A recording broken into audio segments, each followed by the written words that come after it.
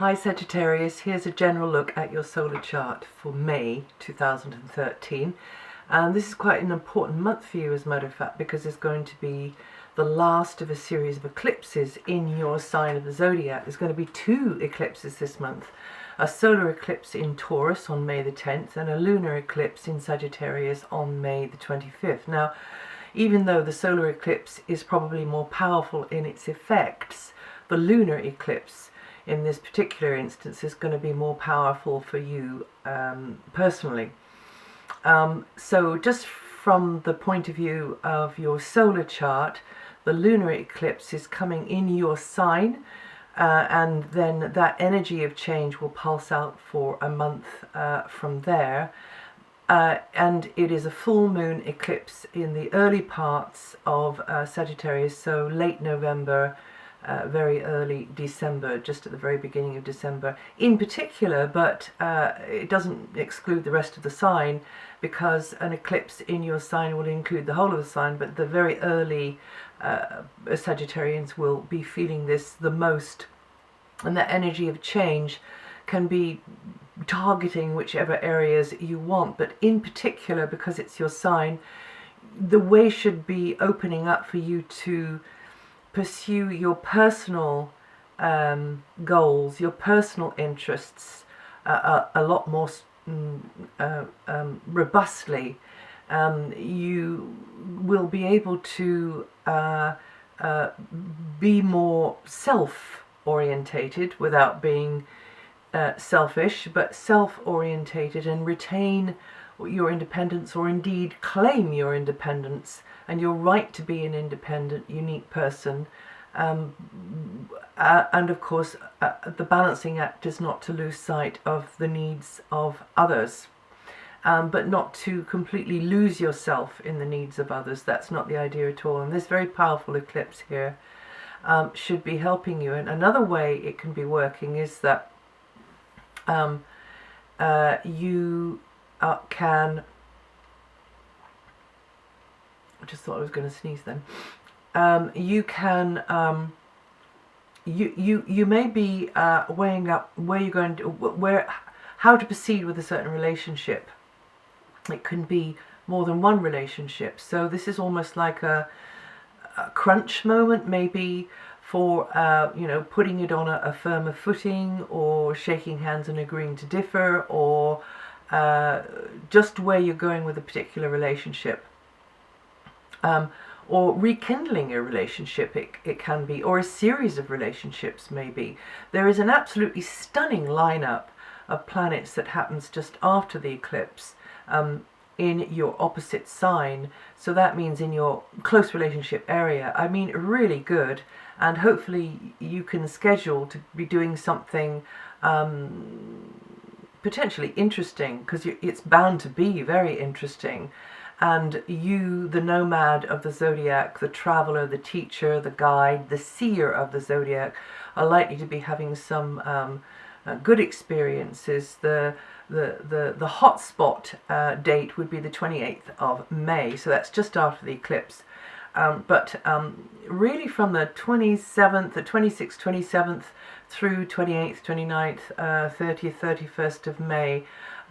Watch out for the eclipse day itself, though, not to make any kind of really important decisions or moves on that day, only because Neptune is very strongly influencing the eclipse degree, and Neptune can sort of muddy the waters, or bring an energy of illusion and unreality to whatever's going on. So but after that, just very, very quickly after that, there is a lovely lineup of Mercury, Venus, Jupiter, all in your opposite sign. Great time to tie the knot with someone, great time to connect with people, great time to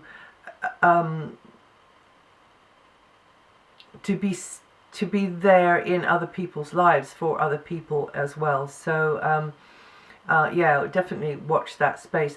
The one in Taurus, which is the more powerful solar eclipse, is affecting your area of health and well-being and also service.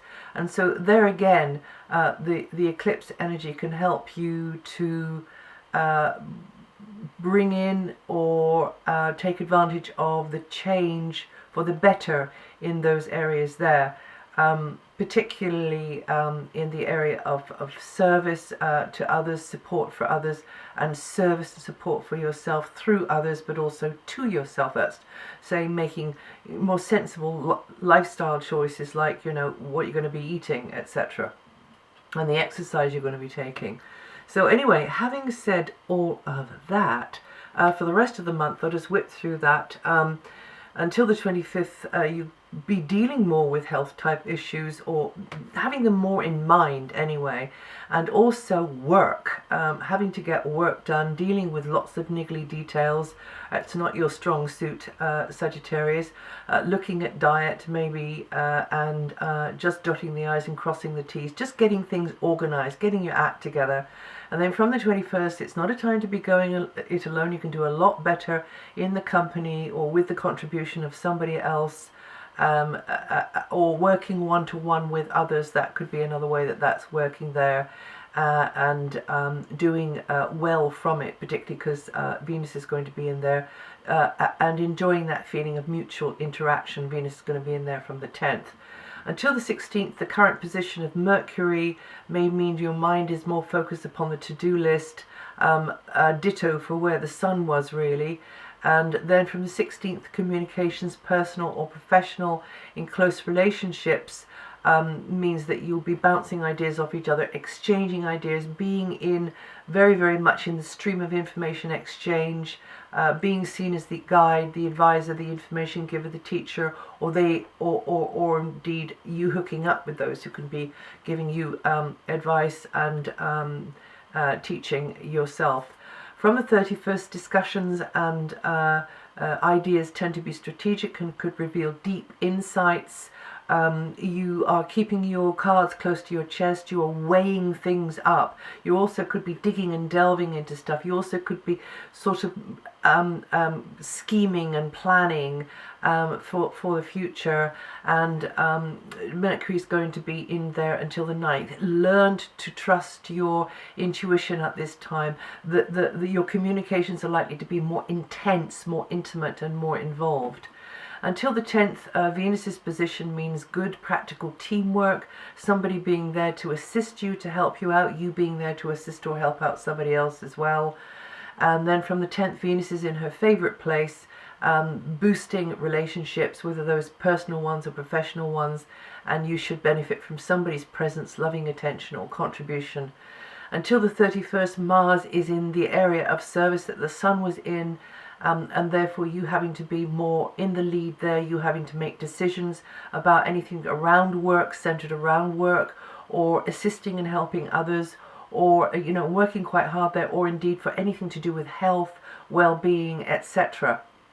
That might be somebody else's, it might not be just yours. So but just don't overstretch yourself. Don't overstretch your physical energy, because there are lots of demands on you there. And then from the 31st, personal, professional exchanges can become more productive. They can be quite lively at times. You may cross swords with someone, but definitely the advice would be try to keep things on an even keel. Don't dive in head first, or don't come across as too assertive or even aggressive, and don't get overtired because of the requirements or demands that somebody else, like opposite numbers, are making on you. But as I say, towards the end of the month, there's some really, really nice energies. So compromise, cooperation is definitely favored, whether that's in your personal one-to-one relationships or in business type sense as well. So obviously, it's not rocket science, but Mars's energy can make you come across as a bit feisty, or indeed the Mars energy swirling around can make somebody else come across as a bit feisty. So it's better to know that beforehand, and then you can deal with it better, because you're not ambushed by it.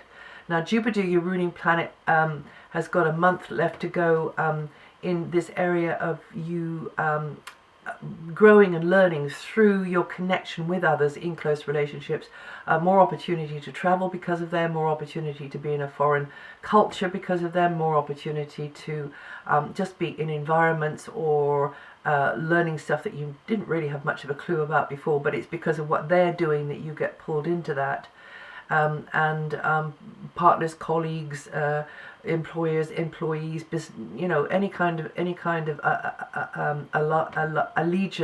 alliance can expand your world. Sagittarians born between the 8th to the 16th of December, always 16 to 25 degrees rising, going to feel this energy the most this month. Saturn is going retrograde at the moment, moving quite slowly, and so it's a time of preparation. It's in a background area. You're not feeling too much Saturnitis at the moment, but you could be doing more beavering away in the background. You could be doing more inner work. You could be working quietly on some major opus, some big thing in the background, or maybe just looking after yourself more, understanding yourself better, doing some work on yourself. That would be a good thing to do with Saturn here. Looking back to the past, perhaps tying up loose ends with the past as well, and being quietly the support for others, and slowly something will take shape. Sagittarians born between the 27th and the 1st of December, or with 5 to 9 degrees rising, going to feel this energy the most this month. This is very much a service orientated area, and a stitch in time orientated area as well. So what you do for yourself, for your well-being, for your nurture, for your spirituality, for your with your imagination, however it is, for your healing, for yourself or somebody else, you will be so glad you did further down the line. And the outer three planets, Uranus, Neptune and Pluto, if you want to see what they could be doing with your sign at the moment, and which part of your sign they're affecting the most, go and have a look at my website. It'll be written up there. And that's it for May. It looks like the second half of the month could be a lot more interesting and more expansive, really, with some really quite very positive and beneficial energies. Second half of the month, a little bit more than the first. So enjoy, and if you know your rising sign or your moon sign, have a look at the forecast for that, and it'll give you a different slant on what I've said here. So add them all together and check out the bits that you don't need, and I will see you the next time.